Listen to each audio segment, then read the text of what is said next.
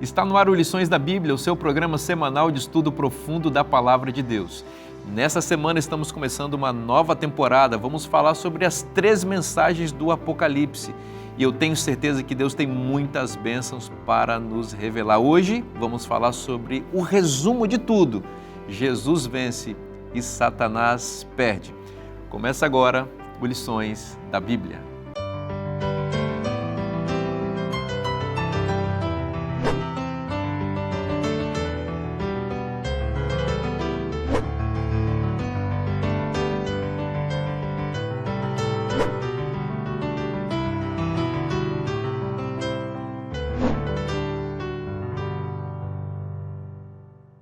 Este é o Lições da Bíblia, o seu encontro semanal de estudo profundo da Palavra de Deus.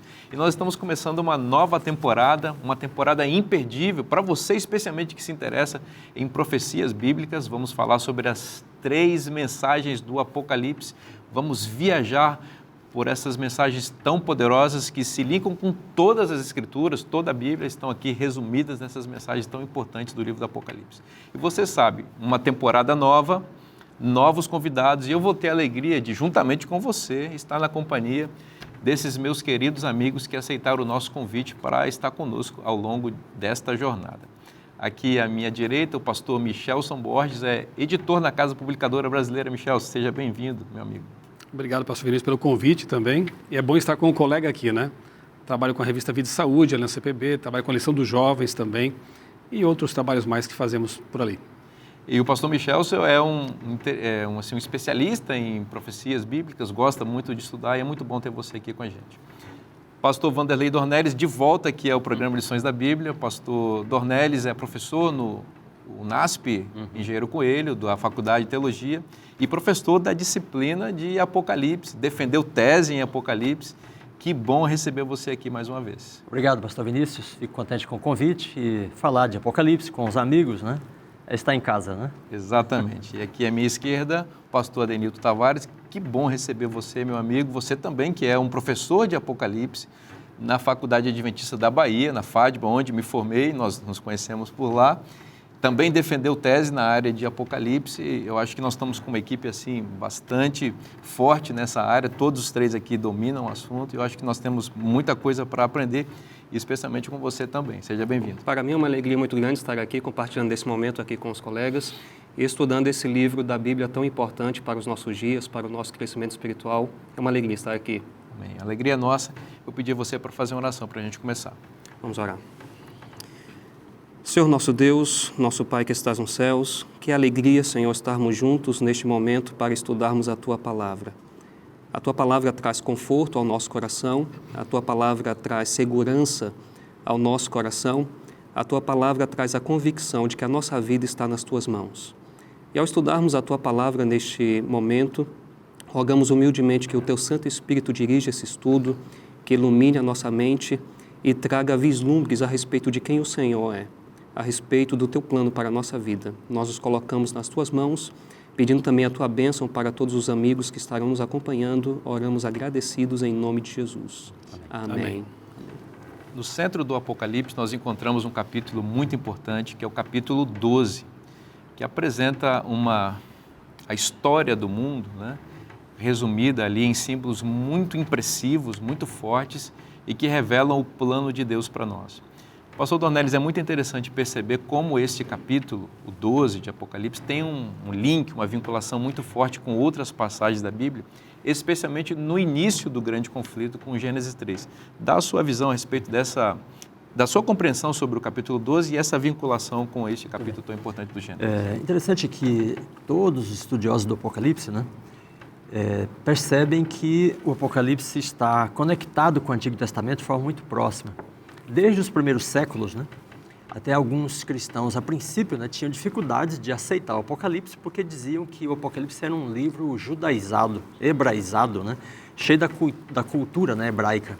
Então, eles como cristãos entendiam que o cristianismo seria uma ruptura, né, com o judaísmo, tinham dificuldade de aceitar o Apocalipse, assim como Hebreus, né.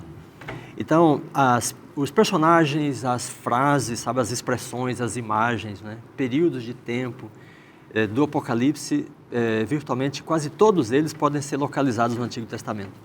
E aqui em Apocalipse 12 não é diferente, né? A gente tem 2 personagens principais, é a mulher e o dragão. E o dragão é a antiga serpente. Então, ou seja, Apocalipse 12 está recriando, né, a cena do Éden, sabe? Em que a serpente dialoga com a mulher e a mulher decide, né, comer do fruto. E aí depois Deus vem e fala, porém inimizade entre ti e a mulher, entre a serpente e a mulher, né? Então, Apocalipse 12 retrata essa inimizade, essa batalha, né, que há entre a serpente, que é diabo e Satanás, e a mulher como uma manifestação, uma miniaturização, né, da comunidade do povo de Deus, sabe, que aguarda o Messias, né? E o Messias aparece em Apocalipse 12, o Messias rompe o ciclo, né, de decisões erradas, sabe? Que o dragão fez, que a mulher fez, que a descendência faz, né?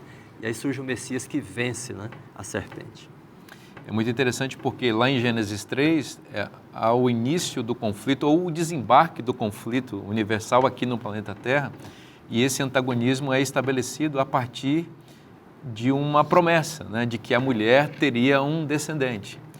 E é interessante que em Gênesis 12, a mulher se encontra grávida, e ela está grávida ao longo da história, né, representando essa esperança, essa expectativa, né, de que esse herói pudesse nascer. Porque o nascimento do herói, pastor Denilton, seria, de fato, quando a batalha poderia ocorrer evidentemente, né, porque de um lado você tem um dragão violento, um monstro terrível, e de outro uma mulher grávida. Me parece que esse conflito está desproporcional. Mas o filho que nasce dessa mulher, ele nasce para trazer, não uma proporcionalidade, porque aí é o filho de Deus e ele vem para definir a guerra, mas a guerra pode de fato acontecer.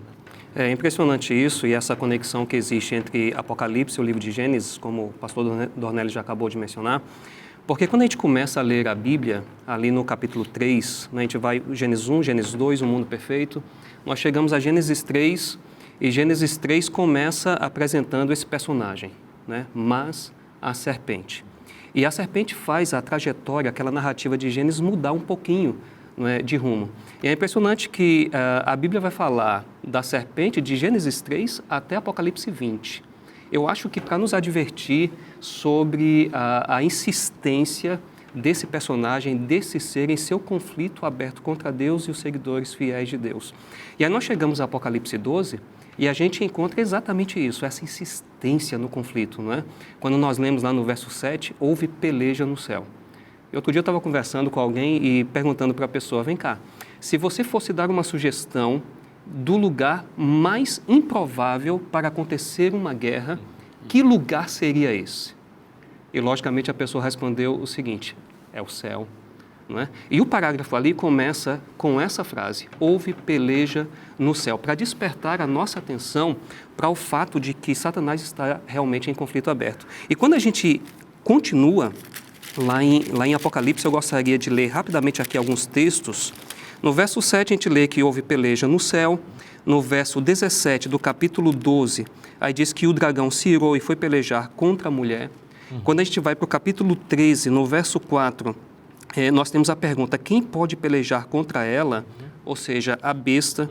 Você vai para o verso 7, o texto insiste na ideia de peleja. Foi-lhe dado também que pelejasse contra os santos e os vencesse. A gente vai para o capítulo 16 e o verso 14 fala ali daqueles 3 poderes, né, que estão reunidos para a peleja do grande dia do Deus Todo-Poderoso. Então, o texto insiste nessa ideia de peleja. A gente vai para o capítulo 19... A inimizade que leva à peleja, né? Exato, aquela inimizade lá de Gênesis 3 levando à peleja. A gente vai para o capítulo 19 e nós vemos lá, e vi a besta e os reis da terra com os seus exércitos congregados para pelejarem contra aquele que estava montado no cavalo e contra o seu exército, a Cristo. E aí a gente vai para a última vez na Bíblia em que a palavra peleja acontece. Capítulo 20 e o verso 8. E sairá a seduzir as nações que há nos 4 cantos da terra, Gog e Magog, a fim de reuni-las para a peleja. Essa é a última vez que aparece a palavra peleja na Bíblia. E por que é a última vez? Porque 2 versos depois, Satanás é destruído. Ou seja, a ideia que a Bíblia dá, e o Apocalipse é muito claro e enfático nesse sentido, é que Satanás vai continuar pelejando até o seu último fôlego de vida. Você sabe que você falou uma coisa que parece para as pessoas estranha a ideia de que no céu surgiu a peleja, a guerra, né? Mas se você for para Gênesis 3, por exemplo, tem um outro dado que vai parecer estranho também para as pessoas. quem é que instaura a guerra?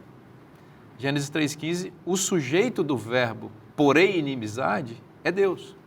É Deus dizendo, eu porei inimizade entre ti e a mulher. Deus falando para a serpente. Então, quem inicia o conflito é Deus. Por quê?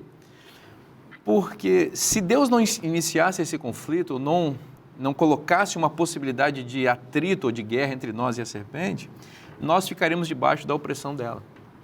Até porque a mulher, que aparece em Apocalipse 12 lá e também em Gênesis 3, representando a humanidade, como a gente já disse aqui, não tem condição de guerrear contra a serpente. A guerra já está vencida pelo dragão.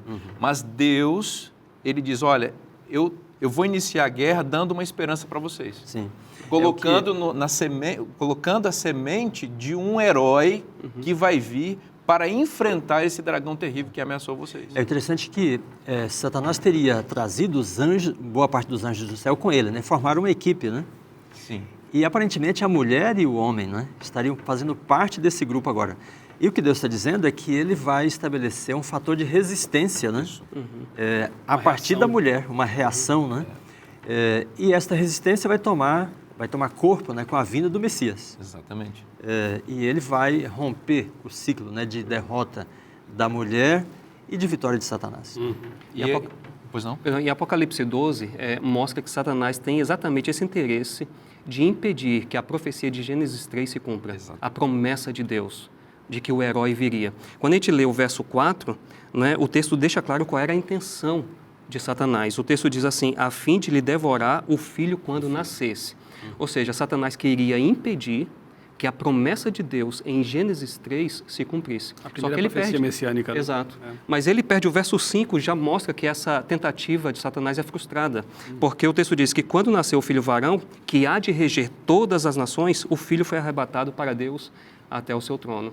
Então Satanás faz a investida, mas ele perde. Agora é interessante que lá em Gênesis 3, voltando lá, a guerra que Deus instaura é entre descendências.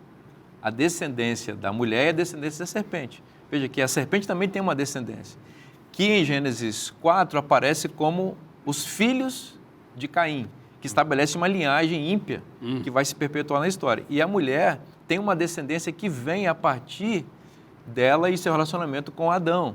Depois que os dois filhos, o Caim mata Abel e ele vai se tornar um rebelde, Caim morre, Deus devolve a esperança ao mundo dando um outro descendente que é Sete. E Sete inaugura uma linhagem de descendentes da mulher, que não é o descendente maior, que esse descendente é Cristo, mas que vão perpetuando a esperança, né? Estabelecendo uma linhagem da qual vem o descendente maior que é Cristo. E é interessante que depois que Cristo ainda nasce, o texto de Apocalipse 12, 17 diz que a mulher ainda tem um restante de uma descendência, contra a qual Satanás continua irado.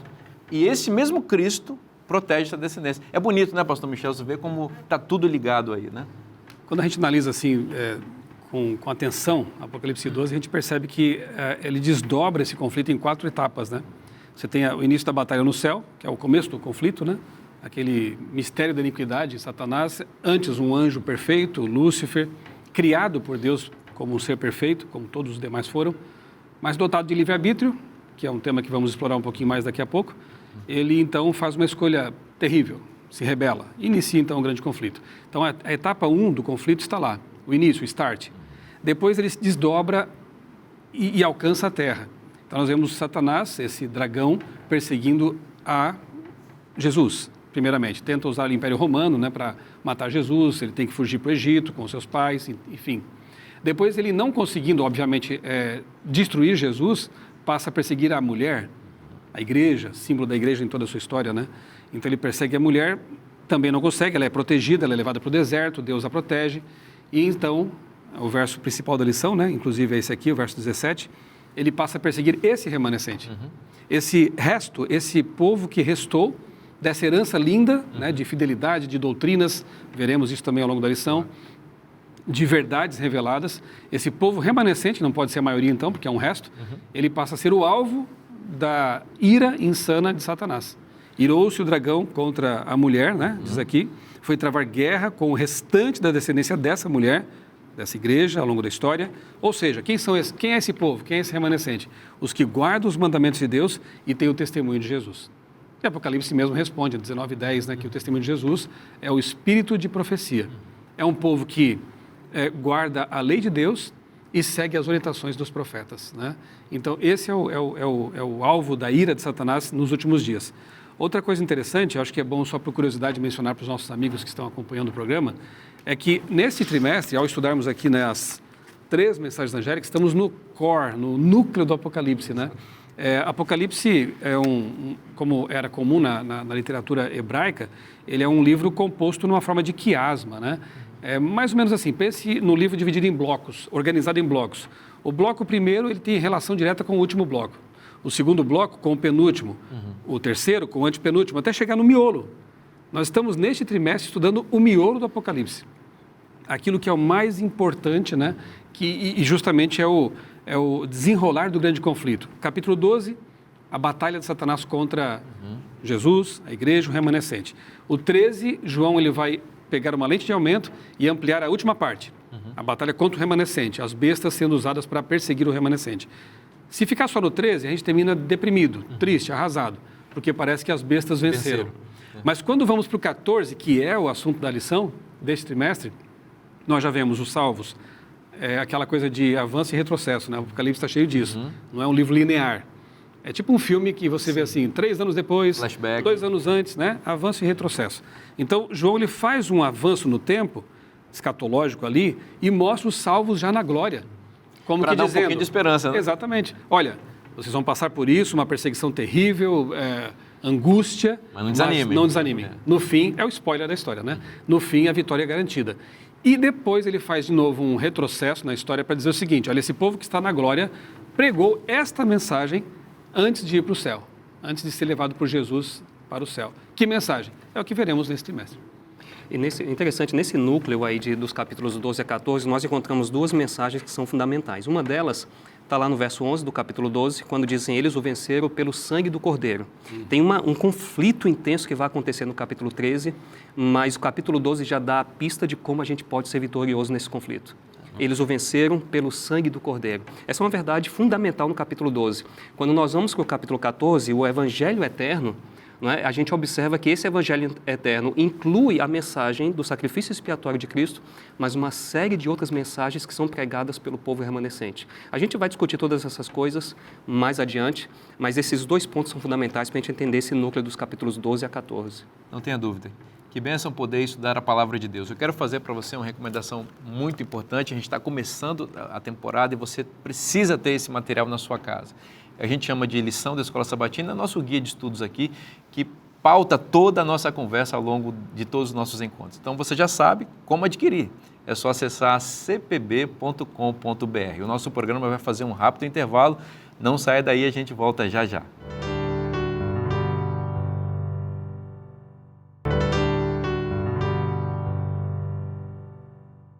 Estamos de volta com o programa Lições da Bíblia para continuar estudando a Palavra de Deus.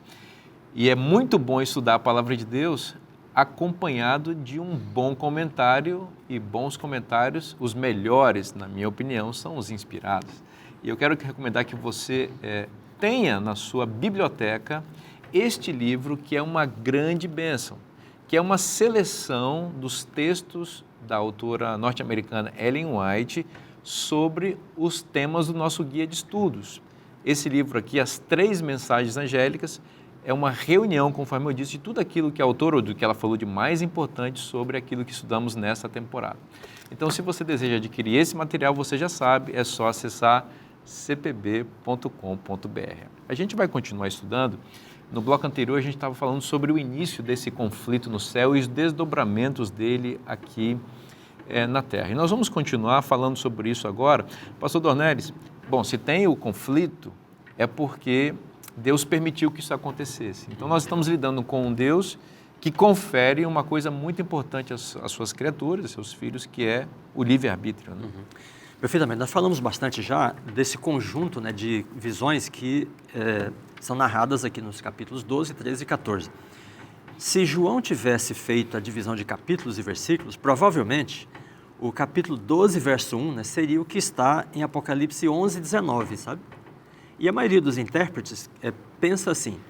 Então, há uma visão, né, narrada só nesse versículo aí, que diz assim, ó, Abriu-se então o santuário de Deus, que se acha no céu, e foi vista a arca da sua aliança. Só uma explicação para os nossos telespectadores, que o apóstolo João, que é o autor do livro, ele não dividiu em capítulos e versículos. Isso foi uma divisão posterior, né? Os leitores posteriores fizeram essa divisão, né? Então, Apocalipse 12:1, Apocalipse 11:19, né, é considerado como sendo a visão do santuário que dá a abertura do conjunto de visões que nós estamos estudando, né? E aqui a gente está falando de livre-arbítrio, né, de escolha. E o exercício do livre-arbítrio leva a um conflito. Por quê? Porque as pessoas tomam uma atitude, né, errada em relação a uma ordem divina. E as ordens divinas, né, ou os mandamentos de Deus estão sugeridos aqui na visão do santuário. Porque a Arca da Aliança era o lugar onde estavam guardadas as tábuas da lei de Deus. Então é como se ele dissesse, olha, eu vou mostrar agora várias visões, e para você entendê-las bem, tem de ter em mente a lei de Deus, que é o conteúdo da arca, né? E aí veja, o dragão persegue os santos, mata os santos, as bestas perseguem, matam, a besta faz uma imagem, manda ser adorada, né? Ou seja, todas as atitudes da serpente e da descendência é para quebrar os mandamentos de Deus. Então elas exercem o livre-arbítrio, né, em desobediência, em ruptura, né, com a vontade estabelecida de Deus. Por outro lado, a mulher, a sua descendência, o remanescente, Apocalipse 12:17, né? Depois os santos, em Apocalipse 13, versículo 10, 14, verso 12, né? Então eles têm uma adesão, né, aos mandamentos de Deus. Eles escolhem ser obedientes. Eles exercem o livre-arbítrio para estar de acordo, né, com a vontade de Deus. É claro, na condição de pecado, porque houve a queda, né, mas eles estão apegados, né, à vontade expressa de Deus. Então, o conflito retratado aqui é um conflito que tem como centro, né, a lei de Deus, que é a expressão da sua justiça, seu governo, né, a constituição de seu reinado. E aí tem um grupo que se rebela contra esse reinado, porque rompe, né, com a lei de Deus. Não sabemos exatamente como era a transcrição desta lei, né, antes da queda relatada em Gênesis, mas o fato é que ordens divinas são quebradas, né? Deus disse à mulher e ao homem, né, desta árvore não comereis, né? Eles vão e comem, né? Então essa atitude leva ao estabelecimento do regime, né, do estado de conflito na terra. E depois vem os 10 mandamentos, né, na aliança, no Sinai. E a lei está toda ela refletida aqui nessas visões. Então é importante a gente perceber que para aqueles que querem ser povo de Deus ou são povo de Deus, para eles estarem do lado certo do conflito, eles precisam estar com a atitude correta, né, em relação aos mandamentos. Jesus disse, né, se me amais, guardareis os meus mandamentos. Você falou, aqueles que querem ser povo de Deus, isso já pressupõe que eu posso ser se eu desejar ser. Isso significa, pastor Michelson, que Deus não predetermina as coisas, ele não escolhe uns para salvação, outros para perdição, ele dá liberdade para as pessoas. Isso é maravilhoso, mas isso também tem um preço, né? O preço de Deus permitir que as escolhas das suas criaturas tenham as consequências, tanto para elas e, lamentavelmente, até para outras pessoas. E aí a gente explica também o problema do sofrimento, da dor nesse mundo e tudo por conta das escolhas erradas que as pessoas vão fazendo, né? Quando falamos sobre liberdade, livre-arbítrio, né? Livre escolha e um Deus de amor e todo-poderoso, tem pessoas que questionam, mas Deus não poderia ter feito um universo no qual não houvesse mal, não houvesse transgressão, não houvesse tudo isso que vemos no mundo hoje, né? Como consequência dessa rebelião? Eu costumo dizer que sim, ele poderia ter feito, mas não seria o nosso universo. Deus não viola a lógica em si, né? Por exemplo, Deus poderia fazer uma roda quadrada, né? Ou aquela brincadeira filosófica que se faz, né? Deus poderia criar uma pedra tão pesada que nem ele mesmo pudesse erguê-la, né? Então, isso não tem sentido, não faz sentido. Uma roda quadrada não existe e Deus não viola a lógica. Então, Deus poderia criar um universo em que não houvesse mal? Sim, mas seriam todos robôs, autômatos, né? Ou a possibilidade do mal, né? Ou a possibilidade do mal, né? Da transgressão, da desobediência. Seria um universo de seres não livres. Agora, um universo criado com seres dotados de livre-arbítrio, como o nosso, ele traz em si a possibilidade do mal, que é a escolha de se afastar do bem, de Deus. Então, na verdade, quando se fala em mal, isso não prova que Deus não exista, prova que Deus existe e criou um universo de seres livres. Está aí o grande conflito, né? E o inimigo de Deus, que como diz lá em Isaías e Ezequiel, foi criado como um ser perfeito, mas se rebelou, porque usou mal sua liberdade. Eu acho que nesse momento é importante que os nossos amigos que estão em casa acompanhando pensem, né? O que eu faria da minha capacidade de escolha? né? O tempo todo estamos escolhendo. A cada instante estamos tomando decisões. Você escolheu assistir esse programa, então isso foi uma escolha deliberada. Uma boa escolha, né? Amém? E que Deus nos ajude sempre, né? E submetamos a Deus a nossa vontade para que possamos, como diz a Bíblia, né? Permitir que Ele opere em nós o querer e o realizar segundo a sua santa vontade. Então, nós submetemos nossa vontade ao nosso Deus livremente. Tá? Predestinação é um assunto que dá pano para manga também, né? Eu diria que no sentido macro, Deus predeterminou a história. Sim, façamos o que quisermos ou não, Jesus voltará, Deus vai recriar os céus e a terra, né? A terra vai ser recriada, restaurada, e não haverá mais mancha de conflito no universo. Agora, no sentido mais microscópico, digamos assim, né? No sentido micro da minha vida, eu tenho minha liberdade de escolher por que caminho eu vou, ou se eu quero participar desse plano que Deus estabeleceu ou não. Aí está a minha liberdade. Exatamente. Nós temos a liberdade de escolher, mas Deus tem marcos na história que tem que ver com a própria intervenção dele, e ele anuncia e antecipa isso em forma de profecia. E uma dessas verdades que ele antecipa profeticamente para nós, e que já se cumpriu e se desdobra no seu cumprimento, é a vitória de Cristo. Não é? Jesus é o grande vencedor desse conflito, a gente já sabe. Ninguém vai ser surpreendido no final com uma eventual vitória de Satanás no fim dos 45 minutos do segundo tempo. Não, Jesus vai vencer. E por que Jesus vence, pastor Dornelis? Bom, é muito importante pensar em vitória, né, e pensar no aspecto assim, cristológico, sabe, messiânico de Apocalipse 12. Né? A rebelião de Lúcifer no céu está claramente referida aqui. Né? Tem os anjos, tem o aspecto da queda. Né? Agora, é interessante perceber também, veja, uma sutileza do texto. Né? O texto diz assim, 12, verso 7, né? Houve peleja no céu. Mas o capítulo já havia se referido ao céu. Quando disse assim, viu-se um grande sinal no céu, a saber, a mulher. 12, verso 1. Depois ele fala de novo, 12, 3, né? E viu-se também outro sinal no céu, o dragão. Então, o céu, aqui, parece ser o ambiente, né? Ou a condição, onde estão a mulher, que é a comunidade do povo de Deus, que aguarda o Messias, e também o dragão. E aí, nesse espaço, então, ocorre uma batalha. Ao final da batalha, aí o texto vem, olha, verso 10, né? Agora veio a salvação. Então, há uma batalha, né, claramente dada em Apocalipse 12, que é a batalha quando Cristo vem à Terra, né, e enfrenta Satanás. E os anjos dele estão com ele, né? E os anjos de Satanás com ele. Quando a gente lê o Evangelho, isso fica muito claro, né? Há demônios enfrentando a Cristo, através das pessoas, né? Usando muitas vezes pessoas corruptas entre os líderes judeus. E há também os discípulos, né, que estão com ele, pessoas boas, e os anjos também aparecem. No deserto, eles aparecem para servir a Cristo. Né? Então, no ministério de Cristo, há uma batalha, de fato, entre Jesus e Satanás, entre os anjos de ambos os lados e seres humanos de ambos os lados. E o final desta batalha é a vitória de Cristo na cruz, né, quando ele derrama seu sangue, faz o sacrifício expiatório. Né? E aí o cântico vem e diz, agora veio a salvação. O poder e a autoridade de Cristo. Né? E depois vem ainda de novo, eles o venceram pelo sangue do Cordeiro. Então, ou seja, o Cordeiro vence pelo derramamento de seu sangue e a descendência da mulher, que está com o Cordeiro, também vence, né, através do sangue, né, da virtude do sangue de Cristo. Então, esse aspecto cristológico, sabe, messiânico, né, evangélico de Apocalipse 12 é muito importante ser percebido. Porque qualquer vitória só pode vir a partir da virtude, né, do sacrifício de Cristo. Maravilhoso isso, pensar. E tem gente que tem medo de estudar o Apocalipse, né? E esquece que o Apocalipse é a revelação de Jesus Cristo. E especialmente no capítulo 12, o pastor Danilton mostra Jesus Cristo vencendo e se revestindo de ampla autoridade para compartilhar sua vitória com seus filhos. Isso para mim é um dos temas mais bonitos de Apocalipse, né? Você falou muito bem, as pessoas, muitas delas têm medo de estudar Apocalipse porque na verdade não percebem sobre o que de fato é o Apocalipse. O Apocalipse é a revelação de Jesus Cristo. Eu costumo dizer em sala de aula o seguinte, se você não for capaz de encontrar Jesus em cada página de Apocalipse, você está lendo o Apocalipse da maneira errada. Né?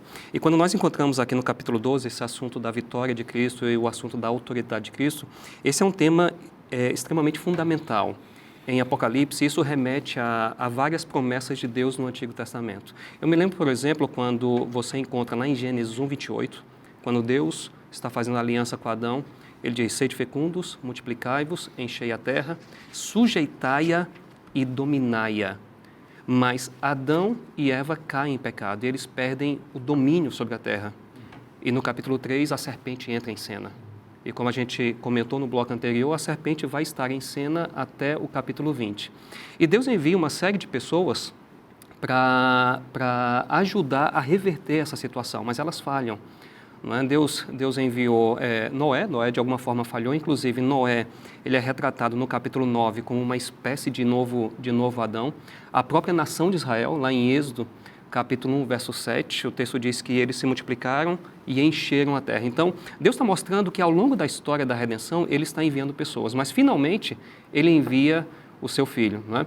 E quando nós chegamos aqui no capítulo 12, verso 10, quando o texto fala de autoridade do seu Cristo, isso nos faz lembrar aquilo que nós encontramos lá em Mateus 28, verso 18, quando Jesus disse, toda autoridade me é dada no céu e na terra. E essa autoridade de Cristo, ela está fundamentada em sua vitória na cruz.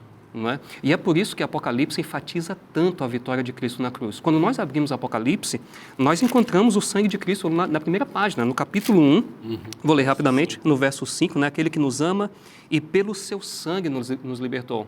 Você vai para o capítulo 5, você encontra a mesma mensagem. Né?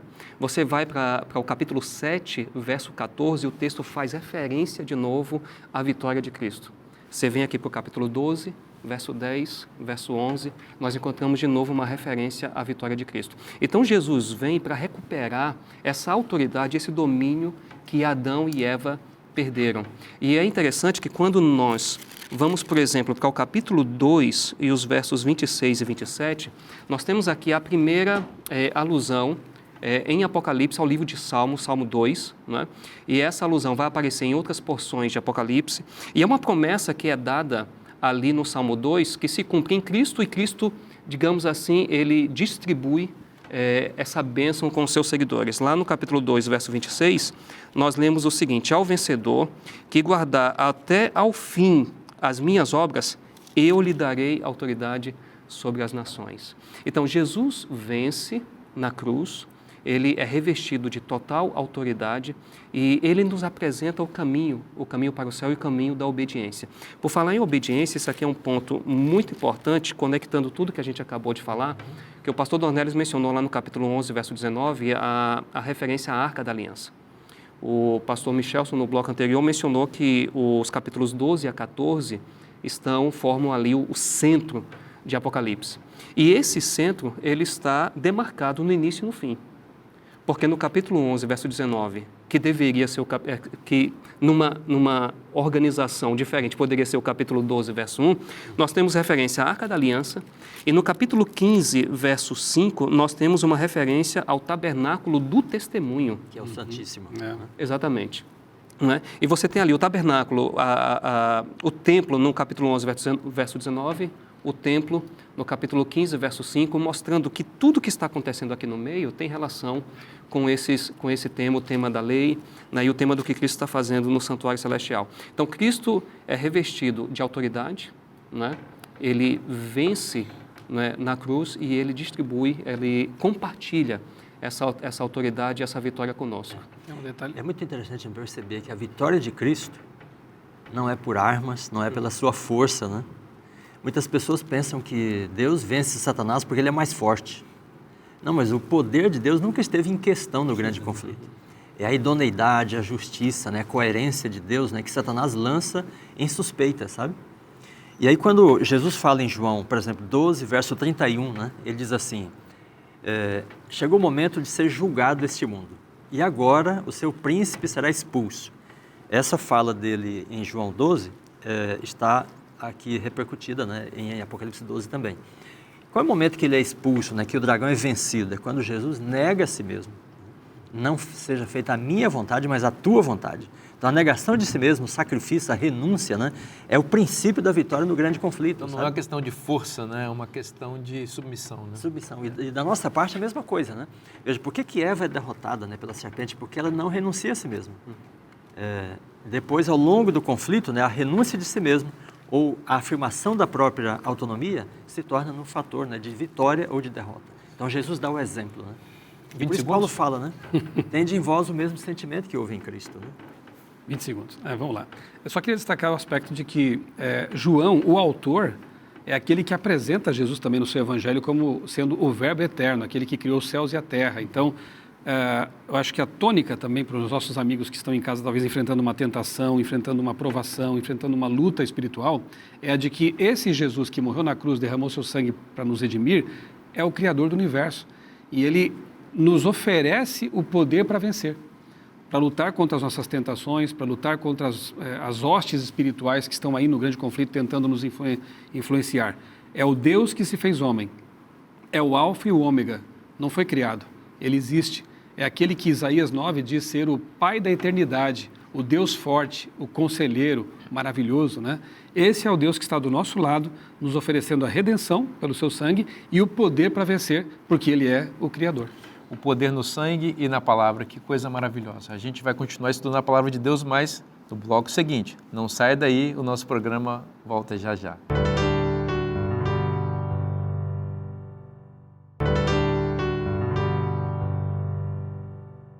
Estamos de volta com o programa Lições da Bíblia para continuar estudando a palavra de Deus.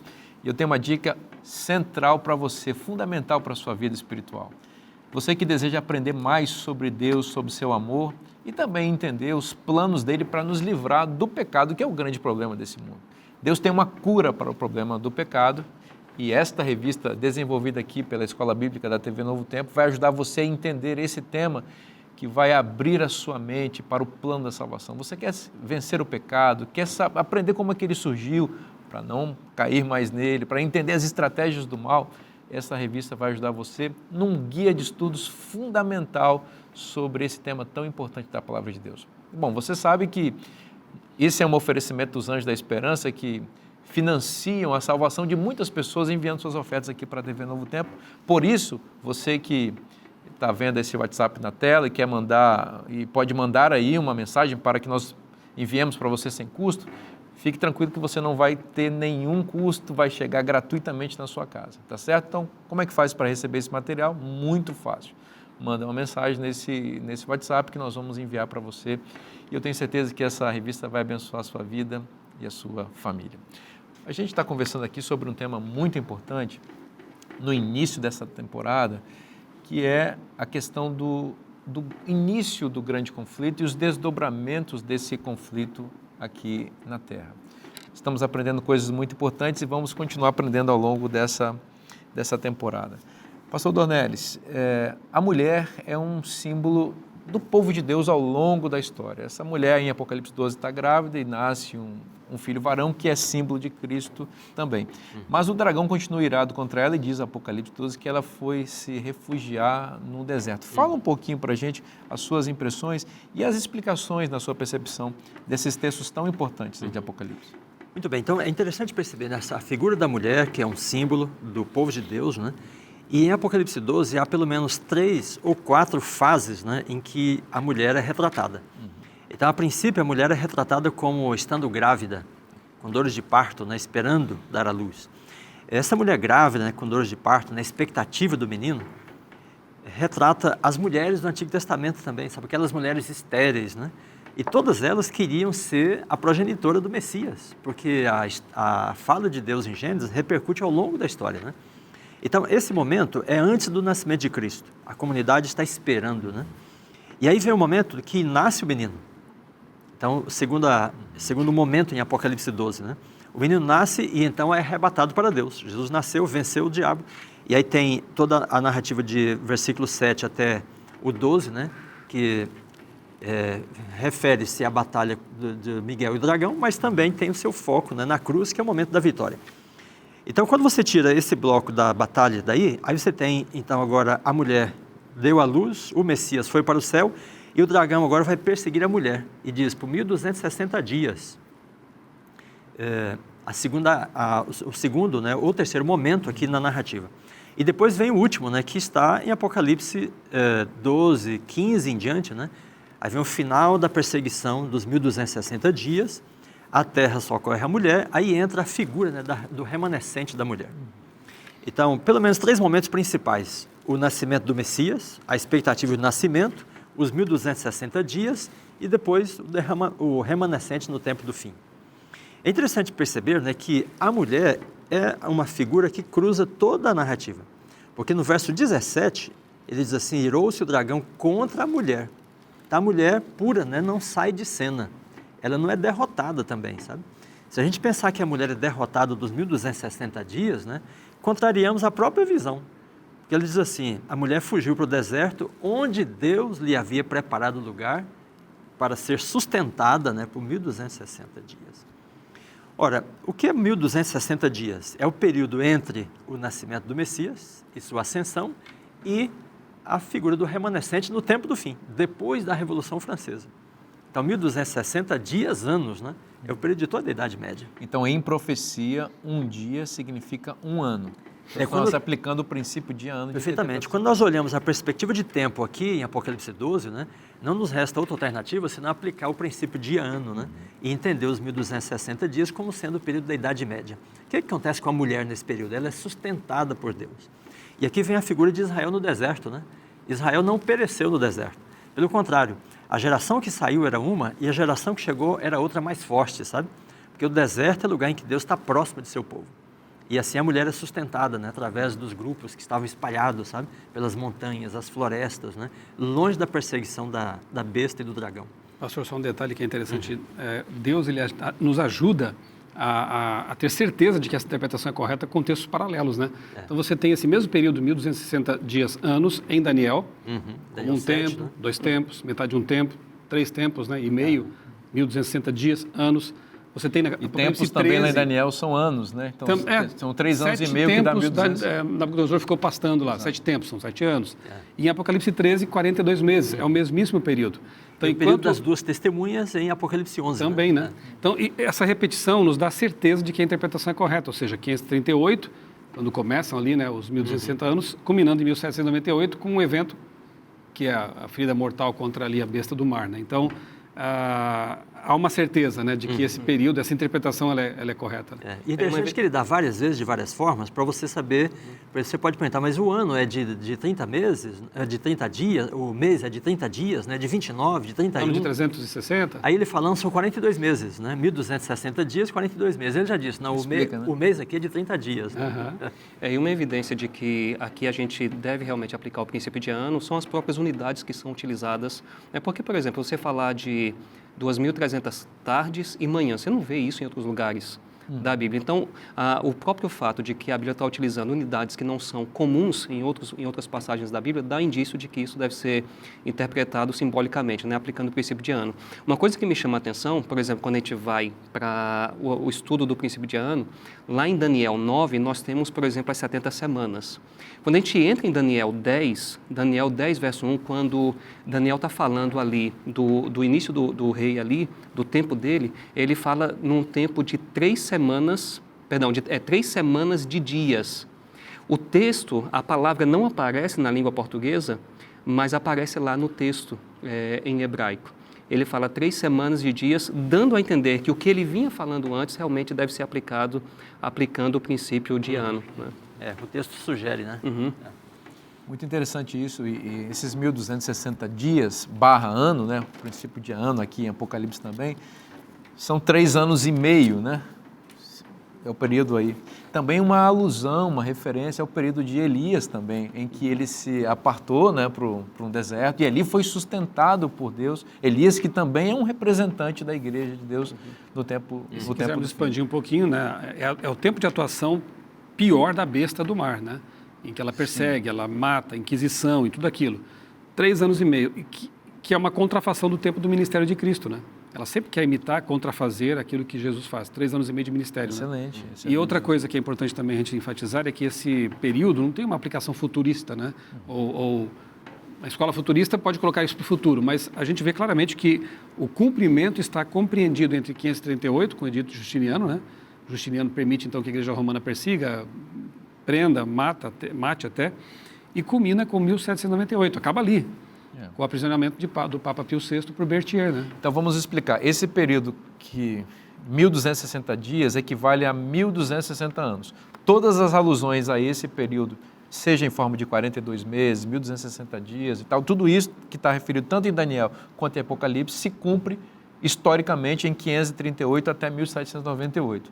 Nesse período a Igreja de Deus está sendo perseguida, mas paradoxalmente ela é protegida por Deus. Então um remanescente fiel é mantido ali, de forma que a ira de Satanás é muito forte a partir da besta do mar, mas essa ira não é suficiente para extinguir o povo de Deus na terra, porque Deus protege seu povo. O interessante é que você chega em Apocalipse 17, né, tem outra mulher, e ela tem um cálice, né? Diz que ela está embriagada com o sangue dos santos e das testemunhas de Jesus, né? A mulher perseguida em Apocalipse 12, por 1260 dias, é perseguida por outra mulher, sabe?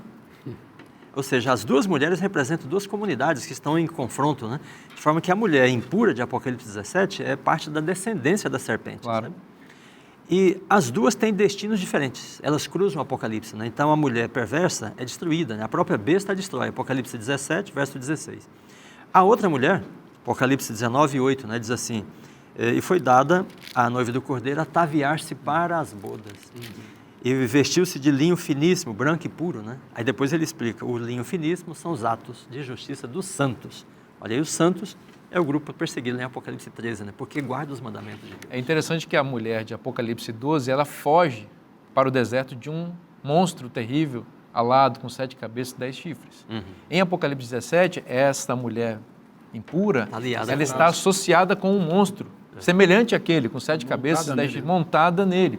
E aparece até como uma espécie de consorte ou uma relação adúltera com aquele monstro ali.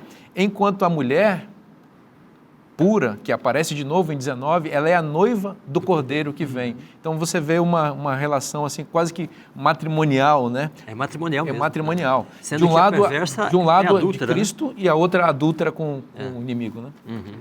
Então a mulher perversa em Apocalipse 17 é adúltera, ela tem uma relação com a besta que retrata a relação de uma religião que mantém um vínculo com o poder civil, né? Com o poder humano, o poder constituído humano, né? Enquanto que a mulher pura tem um vínculo com Deus e com Cristo, né? Que é um poder espiritual. Expandindo celestial. essa relação matrimonial, Apocalipse 17 diz, sugere uma traição dessa besta a essa mulher, porque as carnes dela são devoradas por esse mesmo monstro aí. Então isso mostra o caráter de Satanás e seus agentes. Então ele casa, mas ele trai. Do outro lado, o noivo, que é Cristo, é descrito como fiel e verdadeiro. Então ele vem para resgatar a sua noiva, que estava debaixo da opressão daquela mulher impura associada com aquele monstro terrível. Jesus vai voltar em breve e vai nos salvar desse contexto de maldade. Pastor Denildo, que bênção poder olhar e ver Deus conduzindo a história do seu povo ao longo e não permitindo que, embora as provações venham, perseguições, mas o povo de Deus continua sendo mantido por ele. Amém. Amém. Apocalipse mostra que Deus sempre tem um povo fiel, né, ao longo da história. E quando nós estamos caminhando para o final, né, quando a gente fala do remanescente do tempo do fim, Apocalipse nos dá o tempo na história em que esse povo que guarda os mandamentos de Deus e tem o testemunho de Jesus, em que momento da história esse povo surge. Quando a gente vai, por exemplo, para Apocalipse 10, versos 6 e 7, nós temos aqui uma das alusões mais claras ao Antigo Testamento que nós encontramos no Novo Testamento, né? Apocalipse 10, verso 6, quando diz assim: jurou por aquele que vive pelos séculos dos séculos, o mesmo que criou o céu, a terra, o mar e tudo quanto neles existe, já não haverá mais demora, né? Então, nós temos uma referência aqui a Daniel 12, verso 7, e Daniel 7, 25 também, aquela ideia de tempos, tempos e metade de um tempo. Mas uma coisa que chama a atenção, que nos ajuda a entender quando o remanescente aparece na história, é essa parte final do verso 6, né? Já não haverá mais demora. Em algumas versões, nós temos já não haverá mais tempo. Não é? E quando a gente pensa, por exemplo, num judeu escrevendo, alguém que ama o livro de Daniel, não é? E que está pensando no livro de Daniel constantemente, nas profecias de Daniel, quando a gente pensa em tempo aqui, a gente tem que pensar em tempo profético, não é? Então esse anjo de Apocalipse 10 está apontando para um tempo na história em que vai acabar as profecias de tempo, né, de Daniel. E é nesse momento que nós entramos então no que nós chamamos de tempo do fim. Essa expressão só aparece no livro de Daniel, né? Aparece lá em Daniel 8:17, vai aparecer lá em Daniel 11:35, 11:40, 12:4, 12:9. E o tempo do fim começa quando as profecias de Daniel terminam. E esse tempo do fim, logicamente, começa quando Jesus está iniciando seu ministério no Santuário Celestial. A gente vai falar disso mais adiante. Mas uma coisa que chama a atenção é que parece que João aqui tem a impressão de que o fim chega quando as profecias de Daniel terminam. Mas ainda não é o fim. Aí nós temos aqui uma comissão para um povo remanescente que está no verso 11. É necessário que ainda profetizes a respeito de muitos povos, nações, línguas e reis. Esse texto vai aparecer lá em Apocalipse 14, 6 também. Então esse remanescente do tempo do fim surge na história quando terminam as profecias de tempo de Daniel. E esse remanescente do tempo do fim, esse povo fiel de Deus, tem duas características. Guarda os mandamentos de Deus e tem o testemunho de Jesus. Que coisa linda poder estudar a palavra de Deus e descobrir que Deus tem um povo no tempo do fim. O dragão está irado contra esse povo, mas Jesus se levanta para defender aqueles que têm essas características, guardam os mandamentos de Deus e têm o testemunho de Jesus e a fé de Jesus. O convite de Cristo para você é: venha ter essas características. A porta está aberta para você. Jesus quer você como parte do povo dele. Por favor, assuma esse compromisso ou reafirme esse compromisso, porque isso é maravilhoso para você. Esta bênção está na Bíblia. Se está na Bíblia, é bom para você. Eu te espero na próxima semana. Um forte abraço e até semana que vem.